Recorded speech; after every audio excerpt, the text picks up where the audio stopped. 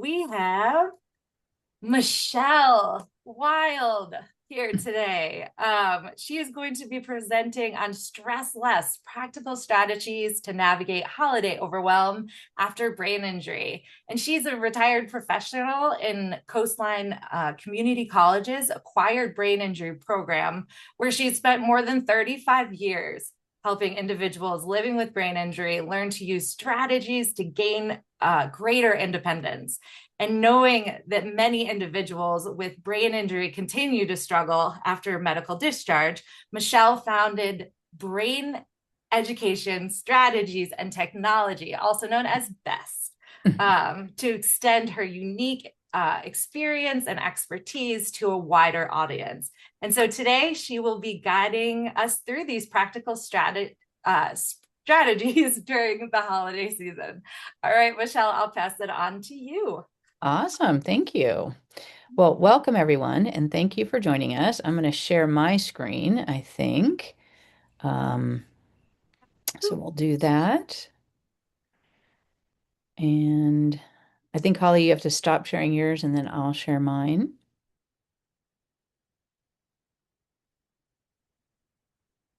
There we go. Okay, let's see how this works, shall we? All right, so I think everyone can see my screen now. So welcome.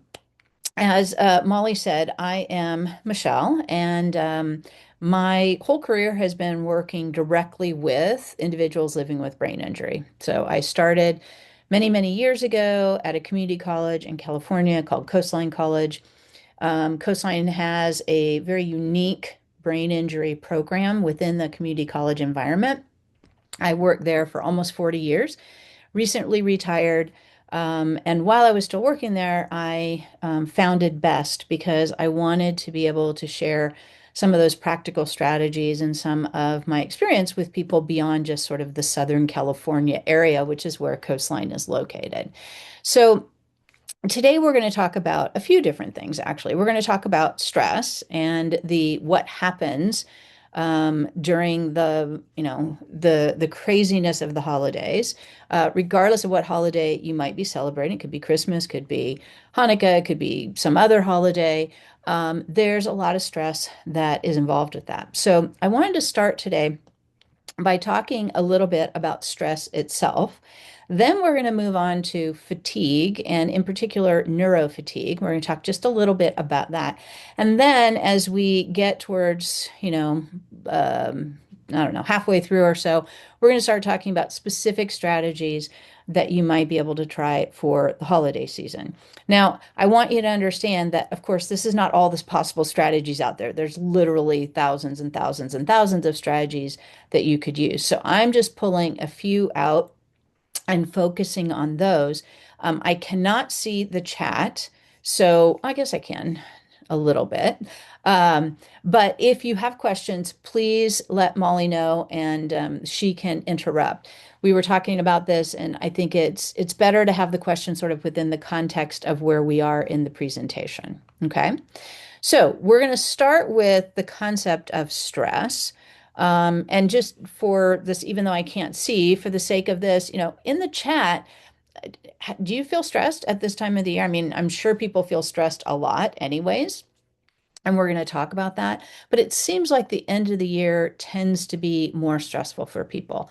And there's lots of reasons for that. So we'll talk about some of those. All right. So let's look at some of the causes of stress after the brain injury. And again, this doesn't necessarily have anything to do with the holidays to get us started, but just to really look at what stress is and what kind of causes stress after brain injury. The brain injury itself is extremely stressful, as you know. Your life has changed. Things are very different. The way that you used to do things, maybe some of the strategies that you used to use are no longer working or not working in the same way. And that is very stressful. Going to doctor's appointments, very stressful. Dealing with all of the things that you're dealing with. So just the brain injury itself is extremely stressful. And we need to recognize that and, notice that so that we can then begin to start thinking about, okay, what can I do to help with some of the stress? Okay. Physical pain. If you are in some kind of physical pain as a result of the injury, that is a big stressor. So you need to be aware of that. And, if there's things that you can do, maybe exercises, stretches, if you can do that with the whatever pain you might be having. But physical pain is a huge cause of stress after brain injury as well. Problems finding appropriate medical care. So you may, I don't know how recent injuries might be within this group, but your injury may have been pretty recently, or it may have been a while ago. Finding appropriate medical care is a huge stressor. And when I do webinars like this at Best, one of the things that comes up is how do I find someone who understands, how do I find a medical professional that understands brain injury? Because not every speech and language pathologist or occupational therapist or even neurologist or neuropsychologist is necessarily going to have a focus on brain injury. And so just the stress of trying to find that person who gets brain injury is huge. Problems maybe finding cognitive rehabilitation. This is one of the stressors. You may be feeling stressed out about stuff. You may be struggling with the cognitive aspect of your injury, and there's a lot of stress that goes with that. Where are you going to get that cognitive rehab? If your insurance has already run out, where are you going to get it? Well, that's one of the things that we're trying to do at Best, and I know it's also things that Brain Injury Association of America and all the different affiliates like North Carolina, they're wanting to help with some of that. Ongoing intense efforts to improve. Just wanting to keep getting better, wanting to and pushing yourself too hard. We're going to talk about that when we get to the neuro-fatigue aspect of this. But that intense effort of just wanting to improve is a big cause of stress because the improvements after brain injury sometimes are more subtle and more slow. And believe it or not, sometimes people will see the improvements in you before you see them in yourselves. And that can be very stressful as well. Feeling overwhelmed all the time. I don't know how you feel, but one of the things that I've heard from many, many individuals living with injury, brain injury, is that there's this overwhelming feeling that you have just because there's so much going on. And it's harder. It's harder to organize. It's harder to manage your time. All those cognitive issues that are associated with the brain injury really make life much more overwhelming than it probably ever was before. Also, an inability to perform as easily or as well as before. If you struggle in performing, if you used to be a perfectionist, that can be very stressful because after the brain injury, that perfectionism is more of a stressor because it's a higher standard and you push so hard, you get overwhelmed, causing stress, etc. So I want you to think of these causes. Now, I have some other ones here too, but I guess I'm just going to stop here for just a second. Molly, are we getting any feedback that people can relate to the stressors that I have on the screen? So I'm so sorry. The chat was disabled, but I Ah, have okay. now enabled, and we don't have anyone Ah, writing. okay. Yeah. That's fine. All Okay. right. As we're going through, please add in the chat, are these things that you can kind of relate to?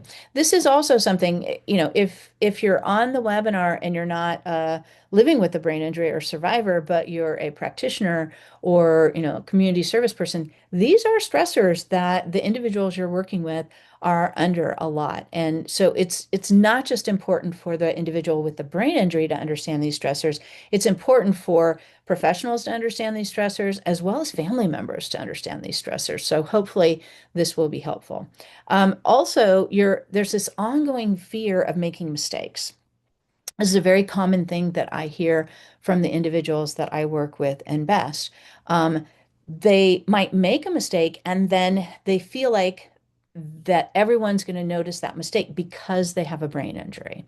And the reality of the situation is we all make mistakes. Now, I'm not saying that some of the mistakes that you make may not be related to your brain injury, but oftentimes there's a huge stress of that. And it can sometimes get overrepresented in your mind. And so that fear of making mistakes is a huge stressor.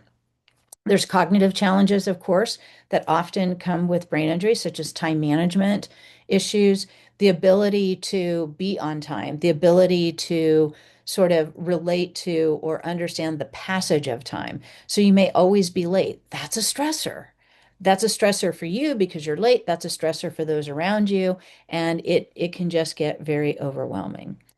Also, maybe disorganization, problems with organization can be a stressor as well because you can't find the things. It's like I know I put this here, but then you can't find it. When you can't find something that you're looking for or that you need, guess what? That's a huge stress. Decision making. After a brain injury, decision making is very difficult for people. It's overwhelming. There's too many possibilities, and people will often, not make decisions. They'll sort of abdicate, give over responsibility to certain decisions, maybe to other people. But they may also try to make decisions, but get overwhelmed by them and then just not make the decision.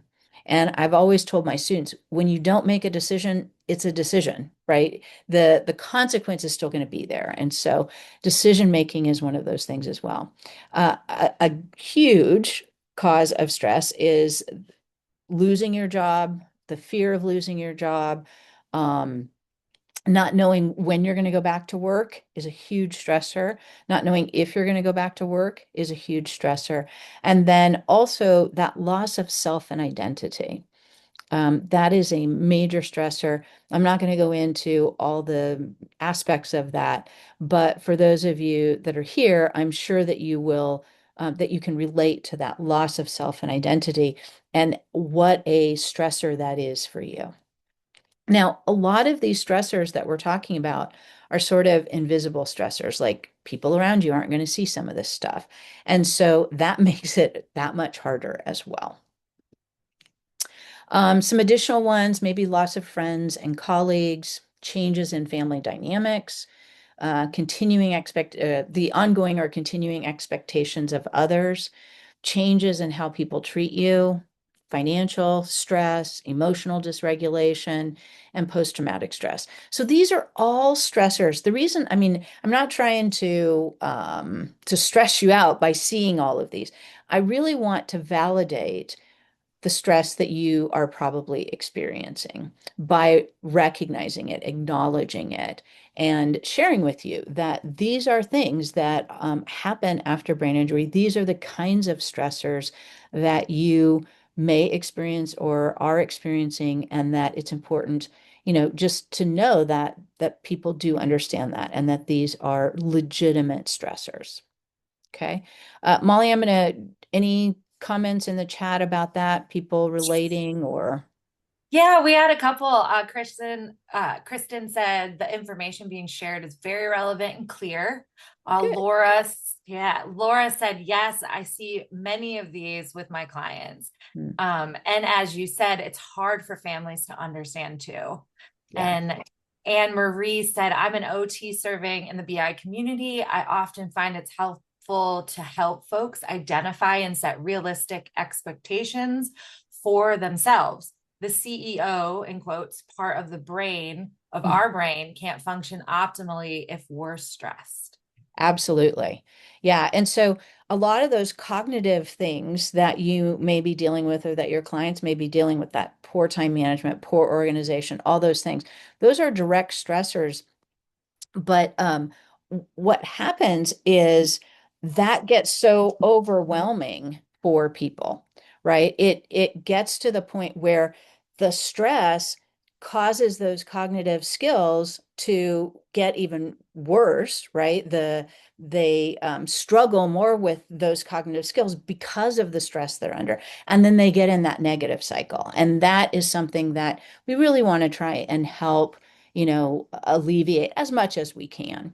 So here's some strategies. I laid out a bunch of the different stressors, but let's talk now about what are some of those practical strategies that you might be able to use. So self-awareness is a big one.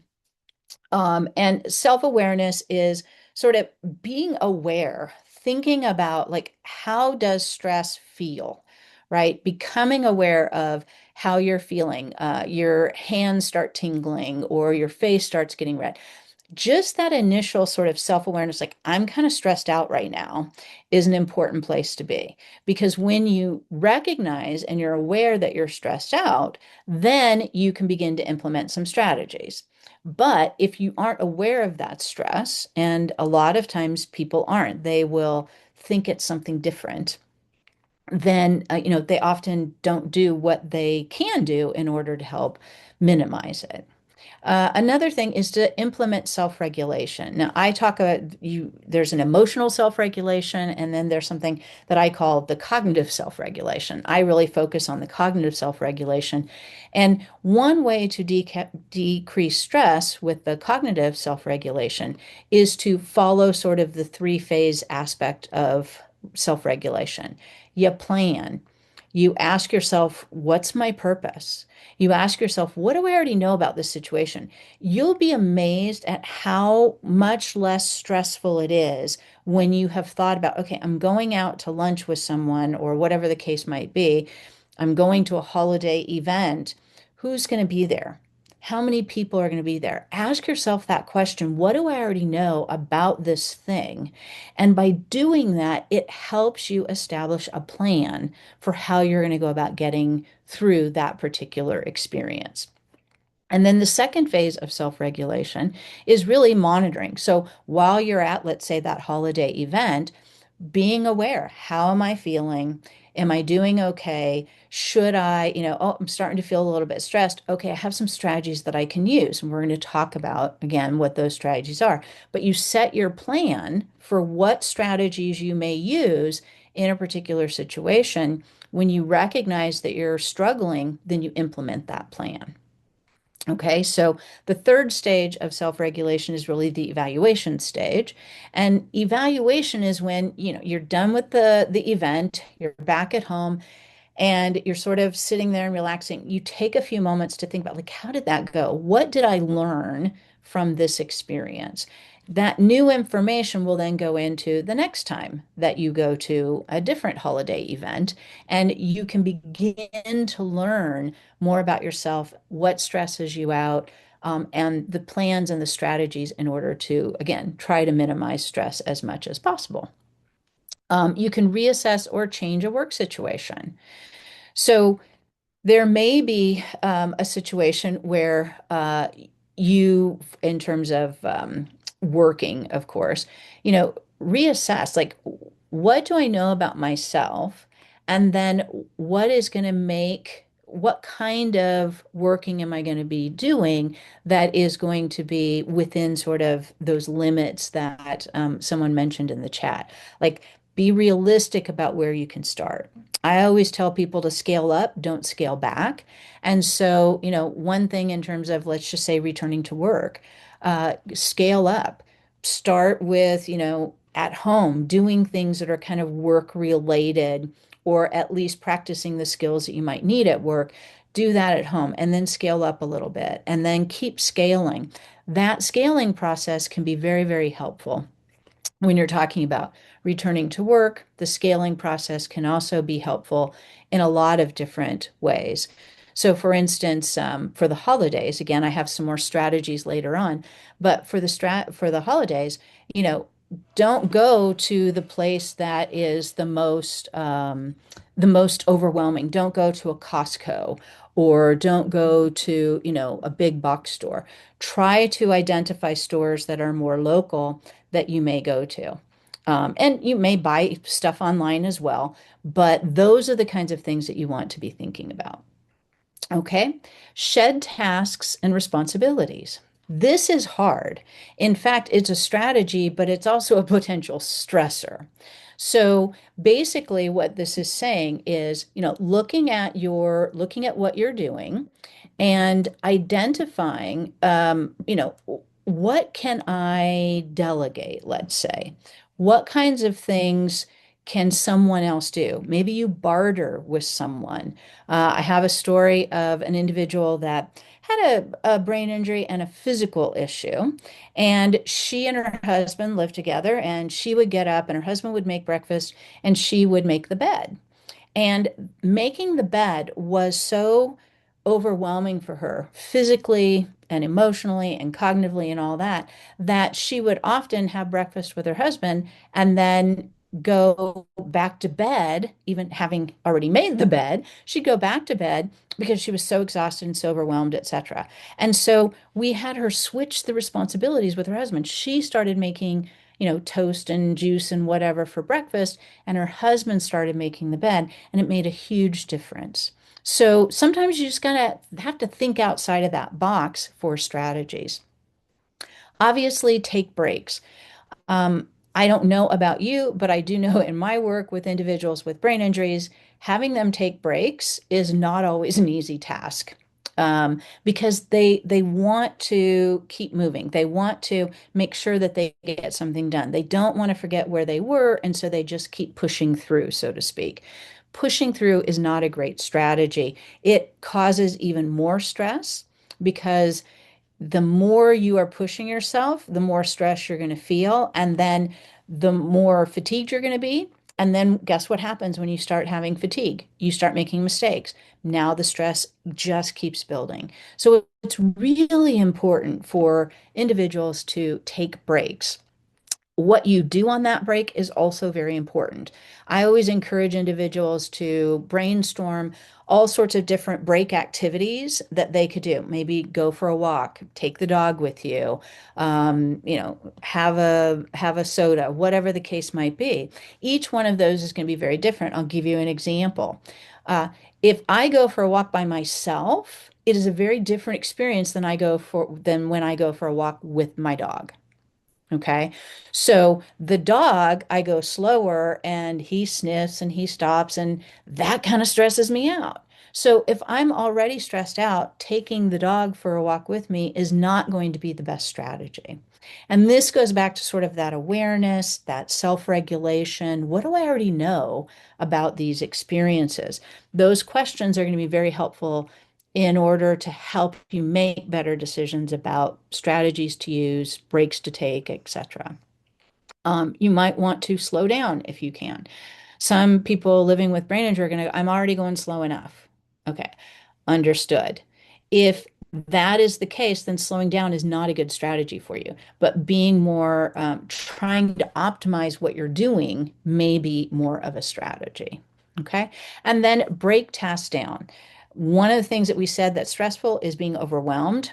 Being overwhelmed often occurs when you have something that has multiple steps involved that you have to do. And just having to think about all those steps can be overwhelming. So break the task down and actually write it down. Writing the tasks down are going to be very helpful because another stressor that happens is I got to remember this. And so okay, I've got to do this task. People sometimes are resistant to writing things down because they want to force their memory to get better. But that in and of itself can be a stressor. Okay, so what are some other strategies? Meditation. If you're into meditation, meditation is a great strategy. Okay, not everyone does meditation. I understand that. But if you do, set some time aside for your meditation. I always talk about having white space. It says here, spread tasks out over time, those kinds of things. Integrate meditation. Plan to have meditation in your day. That is a great strategy as well. If you're not into meditation, maybe just pausing and taking some deep breaths. Taking 4 breaths in, holding it for 4, and then letting the 4 breaths or exhaling for 4 breaths. That sort of deep breathing activity can also be helpful for stress relief. Exercising, again, is a good strategy. It might not work for you because it might not be something that you can do. These are just ideas for strategies. Please don't think that I'm saying you should all do all of these, right? This is just options for you. Getting more sleep is extremely important when it comes to stress. Sleep is such a major factor. We're going to talk a little bit about neuro-fatigue in a few minutes, but sleep is just such a major factor in reducing stress and in recovery and all that. And what do we know about brain injury? It almost always disrupts sleep. So you're sort of, it's a balancing act of how do I even do that? That's a whole nother webinar, but just know that If you can get more sleep, that can also help reduce that stress that you feel. Better nutrition may also be a strategy to help with stress. Seeking support, seeing a therapist, reaching out to, the Brain Injury Association of North Carolina, and some of their resource facilitators or, individuals there. Seek support. That can be very helpful as well. And then spread tasks out over time. Don't have too many things in your calendar on any one day. Um, what tends to happen is we tend to put a whole bunch of different things in our calendars, and then we feel stressed because we have so much that we have to do, and then we don't get it done, and then that causes more stress. And again, you start to see the pattern. Therapy, I mentioned earlier, schedule time for yourself. Don't just think, okay, I'm going to take a few minutes. Literally schedule time in your calendar for yourself. And it doesn't have to be a whole lot of time. Maybe you're just scheduling time to meditate.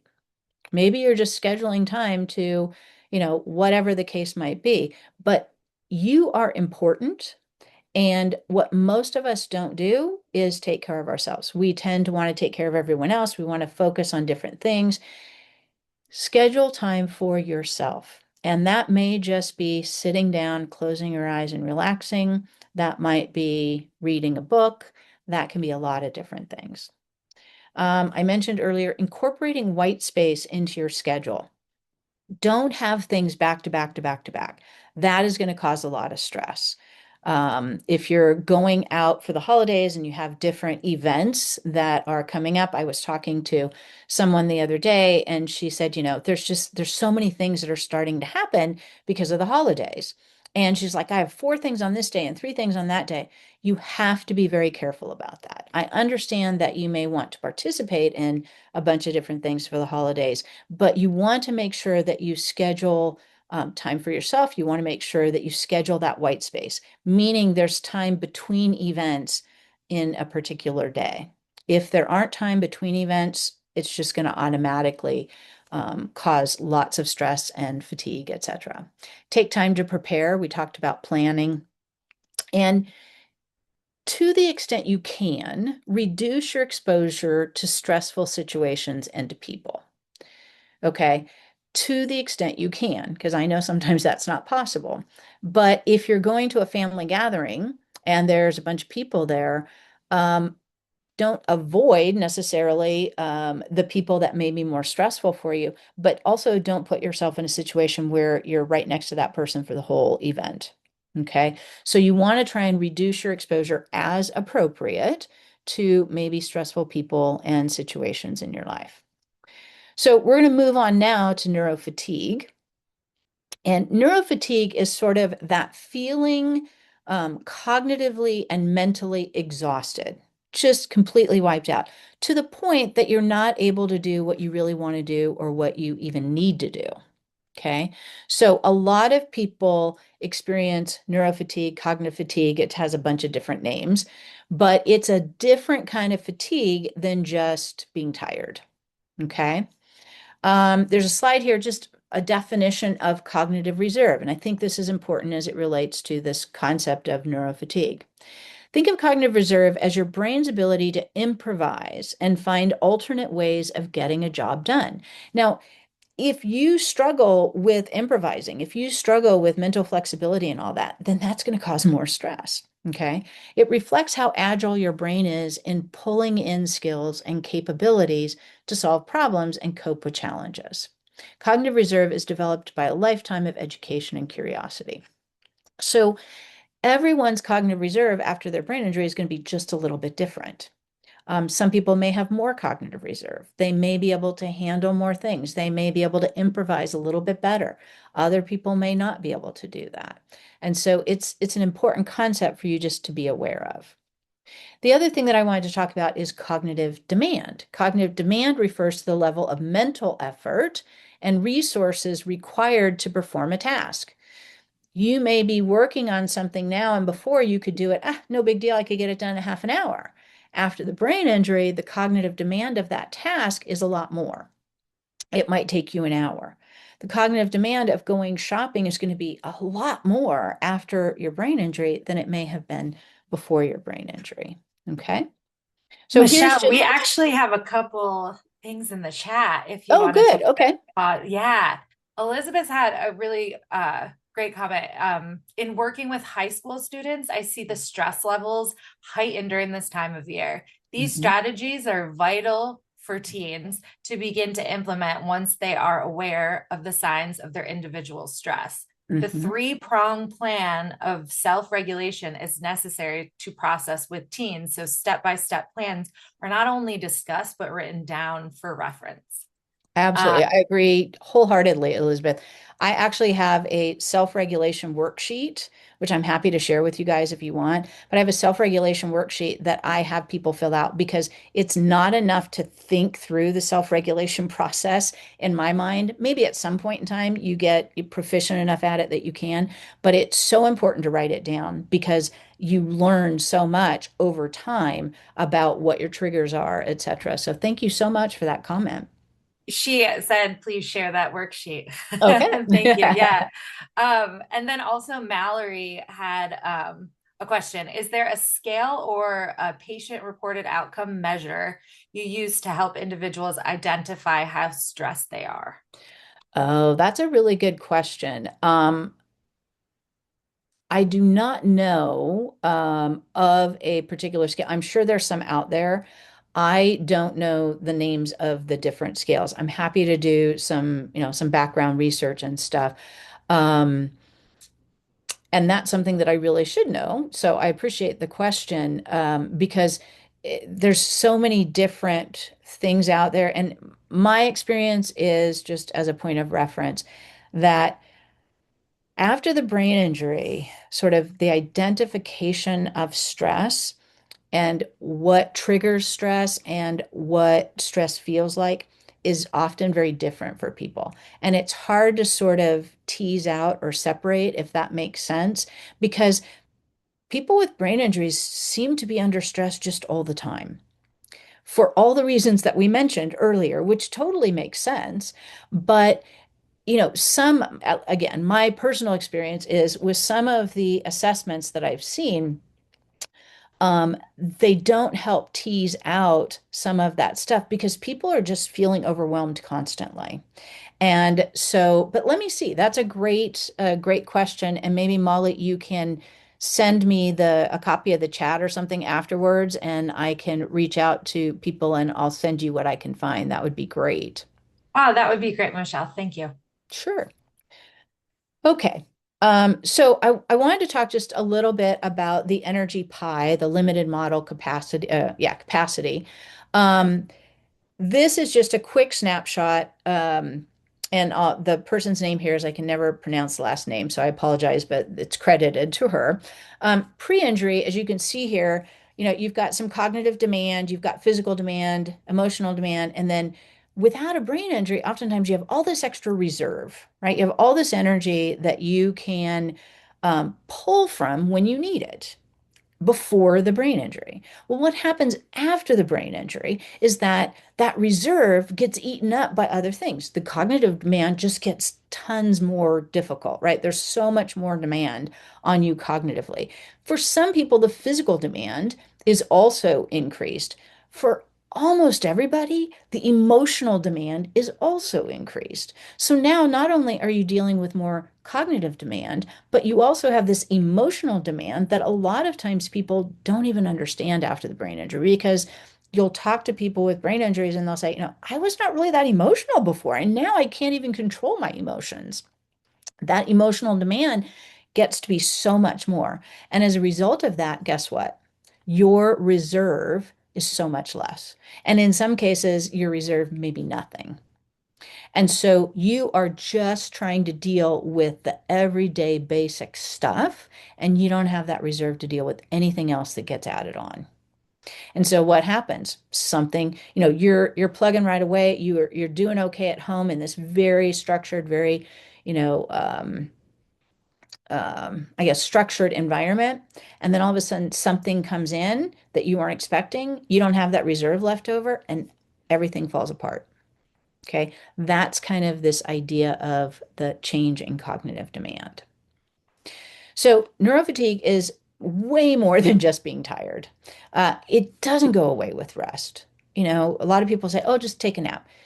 Neurofatigue does not just go away by taking a nap. Okay. It happens at any time, even when you're enjoying yourself. Like you'll be at a party and you're having a great time and boom, the neurofatigue thing hits you. You're having a great time, but you can't function at that point. I have seen people with neurofatigue, bad neurofatigue, that are doing great. And in a matter of a minute, their functionality just begins to take a dive. And if they're not able to get out of that situation and sort of, separate themselves, I have seen people who can't walk because of their neurofatigue. I have seen people who have aphasia and their aphasia gets so bad that they're not able to get words out. That's not because of the aphasia. The aphasia is a given thing, but it's the neurofatigue that triggers that, and it just exacerbates all those symptoms.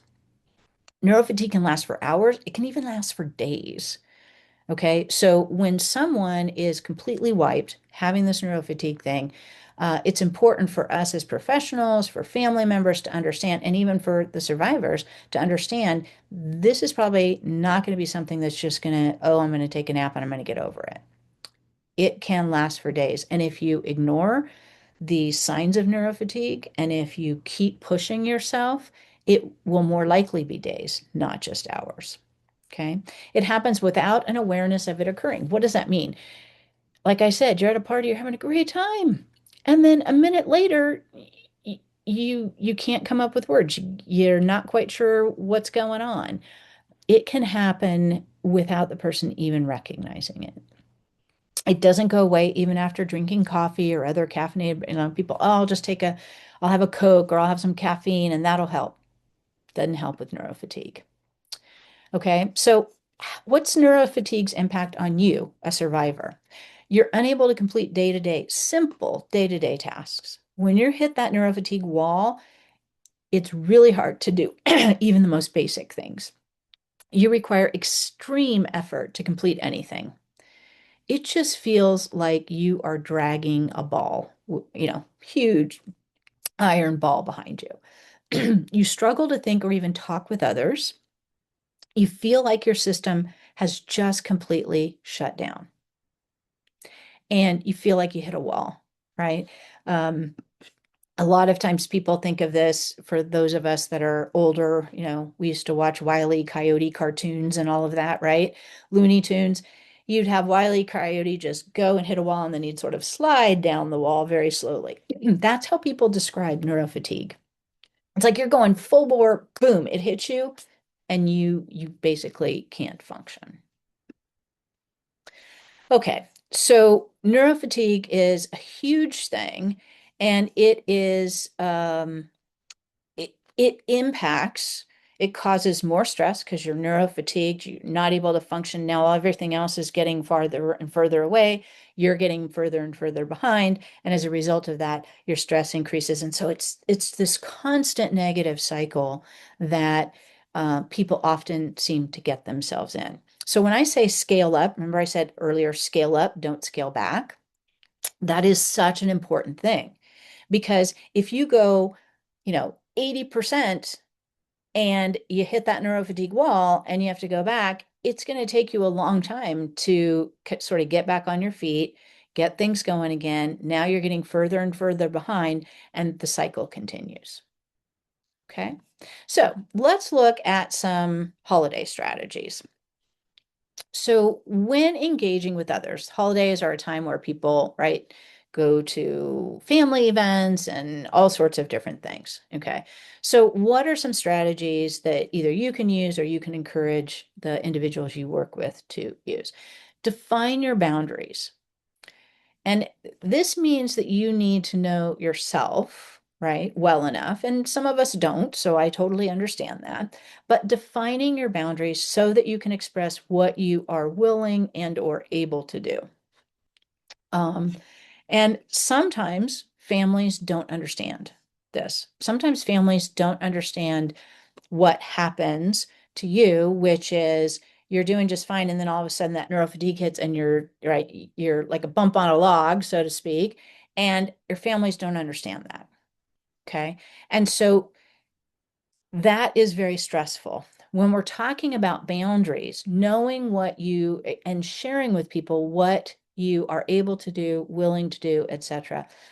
If you're going to go to a family event, put it out there to a few people in the family that you are going to that you're happy to be there, but that you might have to go rest a little bit, or you're going to, even though everyone might be milling around the room, you're going to stay in one place because the milling around in the room, it can be very distracting and very disorienting to you.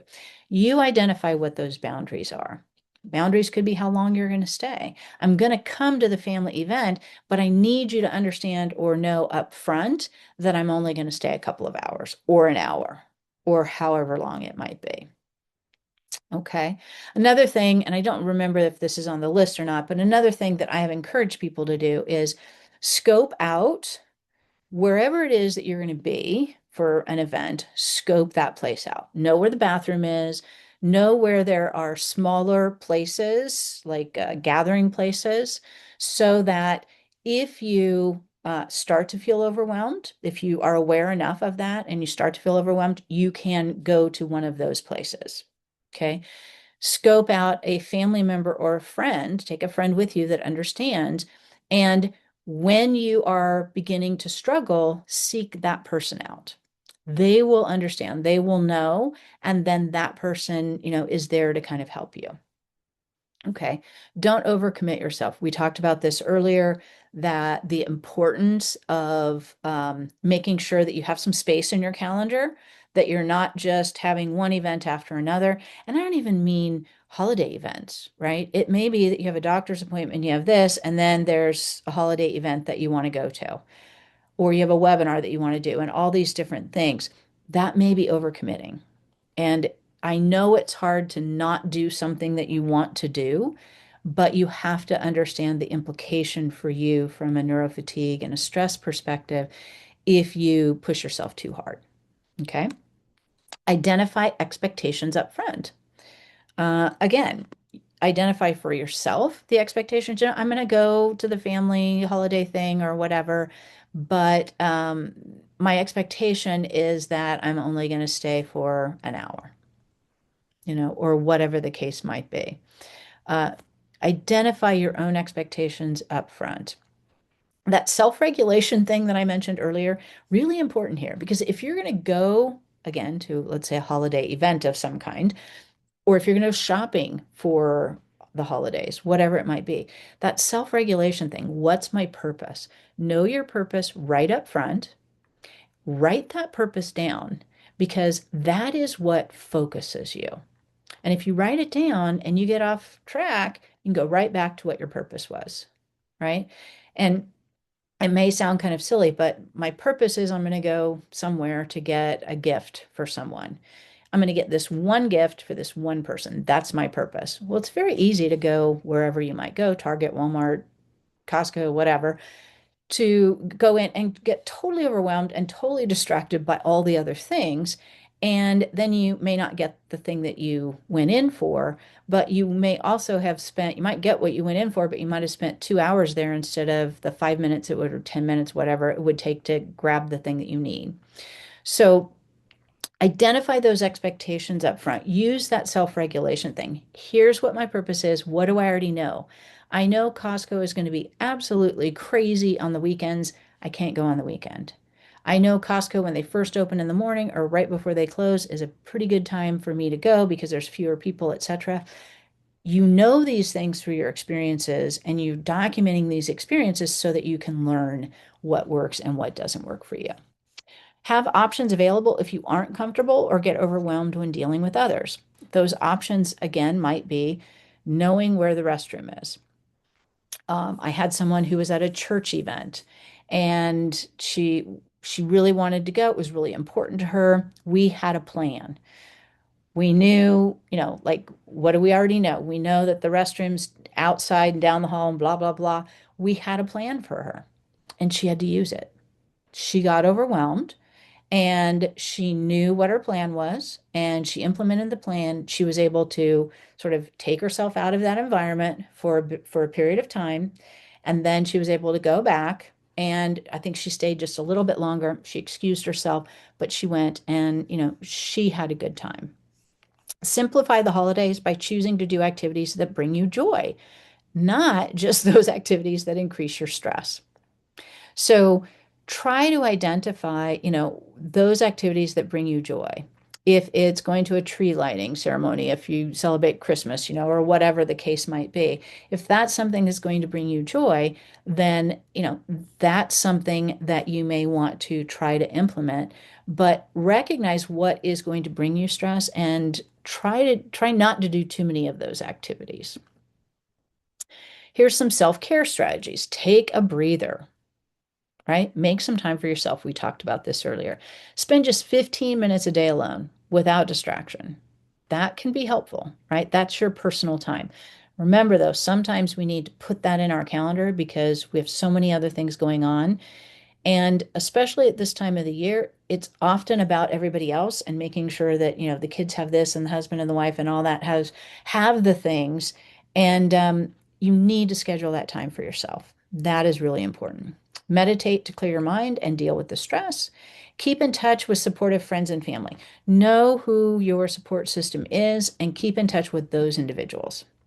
Make that part of your plan. Tell them up front, you know what, Michelle, I know that you're one of my support people, and I know that this is going to be a stressful time for me. Is it okay if, we connect regularly during this time, during this season? Absolutely. Okay. Schedule white space. We talked about that. And plan for downtime. I'm saying it in a lot of different ways on purpose because sometimes people see it and they're like, if they see it written a different way, then oftentimes, something will spark. So that's an important thing as well. Plan for that downtime. Be realistic about what you can and can't do. This is kind of hard for some people. This goes back to that whole awareness thing, but it is important for you to be realistic about what you can and can't do. And one way to do that is to do what I was talking about, scale up, don't scale back. Okay. So start with something simple, work on that, then do something a little bit more difficult, a little bit more difficult, etc. And as you do that, that can be extremely helpful. It can reduce stress and it helps you take care of yourself. It's okay to say no to events. All right. Now, you're not just going to say, no, I'm not going to come. You may say, wow, thank you so much for inviting me. I really wish I could come, but I have several other events and I'm just not going to be able to make yours. But keep me on your list for next year, right? You're not just going to say no. You're going to say it in a way that helps people understand, you really like to be there. It's not like you don't want to be with them, but there are other things going on. And just because you say that you can't go to an event, you have other things going on in your life, other events and stuff like that. You may be saying that in your mind because of the brain injury and because you're taking care of yourself and all that, which is awesome. Okay. But I do want you to know that we all have to say that we can't attend some events, right? It that is a part of our everyday life when it comes to holiday seasons and stuff like that. Okay. So you're going to pick the ones that are most important to you, the ones that give you joy, the ones that have meaning to you. And if you have to say no, then you're going to say no, but you're going to do it in a way that keeps that door open. Okay. Make lists and prioritize the most important information. We talked about that. Plan ahead and be flexible when you can. Flexibility is not always easy after brain injury. Okay. A change in plans can be completely disruptive to a person, even a small change in plans. Okay. And so you want to try to be as flexible as you can, anticipate that things will change. Okay. And if they do change, take the time that you need to adjust to that particular change. And that may mean that you need to take some downtime for yourself, sort of adjust, and then figure out what to do. Keep a daily grounding routine to control your expectations. So, Molly, that is what I have. This is my email address and my our bestconnections.org website. Best does offer free webinars. And so we do 2 webinars a month, usually every month of the year. And they're free webinars. They're on Saturdays. We love to have new people join us. This obviously is kind of a sampling of what we do and who I am and my style and that sort of thing. But we talk about all sorts of different topics. We talk about executive function, organization, and time management and all that. We talk about brain plasticity and brain health. So the whole gamut. And I'm just getting our schedule ready for 2026, and I'm realizing, it's impossible. Like I literally have over 100 topics that that we do or that we want to do or that have been requested. There's no way that we can do that in one year. And so, but it's exciting to see, all the possibilities. And so I'm happy to take questions or anything like that and just appreciate the opportunity to connect with you guys. Oh, thank you so much, Michelle. That was so needed. That presentation, I feel Oh, like it was good. perfect timing, and it looks like everyone loves it. Everyone is very interested in your sheet, your Ah, worksheet. okay. So we'll be sure to, if you want to link it here, or I can send it out after the presentation. Yeah, I'll probably have to find it. I mean, if we That's want to fine. talk for a minute, let me see if I can find it real quick. I wasn't Sure. thinking about having that ready, but No worries, no worries. Let's see. Elizabeth said these items are so tough for teens to implement as they seem to struggle with limits, even yeah, without a TBI. I yeah. found it a challenge to get parents on board with strategies for their own child. Hmm. Mhm. Absolutely. I think one of the things that I have found with teens is teens with a brain injury, they're teens. So they're already having a chaotic life, right? And then you add a brain injury on top of that. So the chaos seems to be even more. And it's something they don't understand. And, it's hard enough to be different when you're an adult, but to feel different when you're a kid is really hard. And so I totally understand that teens struggle, with this kind of stuff. I do encourage that self-regulation thing. I think that that is really a good thing if you can get them to sort of work on it. And what I do is I will do it with them. I'll help them fill it out and we'll go through it together and think through the process. And then when I see them next or when I talk to them on the phone next, it's like, okay, here's what we did. Now, how did it go? And it's sort of us teaching them that process. And I do think that family members need that very same thing. Family members need education about what their kids and their other family members are going through. Um, One thing that we did last year in Best was I did a webinar on sort of the family perspective, and it was more about how this has actually the brain injury happened to the survivor, but the family members' lives were impacted as well. And the importance of understanding how their lives are impacted. And it was really interesting because the feedback I got, there were more survivors on there than there were family members. And the feedback I got was, wow, thanks. I've never thought of it from that perspective. It's always been about my struggle with the brain injury. And I didn't realize the implication and the impact that it had on my family. So, um, if we can help family members get more involved, and Molly, I'll send it to you, but I'm working on some online classes right now that have learning journals for survivors and also learning journals for family members. My belief is we kind of have to teach the same information to all the different stakeholders in the brain injury world so that we're all on the same page. And then we can separate it by having people identify their own insights from their own perspectives, but it's all based on the same material and the same content. So that's something that I'm working on. If you guys are interested, I'd be happy to share it with you at some point. Oh, please do. Please do. Cool. Great. I Yeah. can't find my little file, but I will, and I will send Okay. it to you, Yeah. Molly, and then you can send it out to everybody. Yeah, we're right at 1 o'clock. And so Mallory did say she's grateful to have found Best and has already shared with her colleagues. Oh, So great. Thank you, Mallory. I appreciate yes. it. Yeah, lots of great feedback. Well, everyone, thank you so much. Michelle, thank you so much for your Absolutely. expertise My and your pleasure. time. And if you have any questions, just a reminder, once we end the webinar, just a quick survey, and then you'll get that certificate of attendance. So from everyone at the Brain Injury Association of North Carolina and BEST, thank you so much, and we'll see you next time. Thanks, everybody. Have a wonderful holiday season. Yes, Take care. yes, not stressed. Bye-bye. Bye.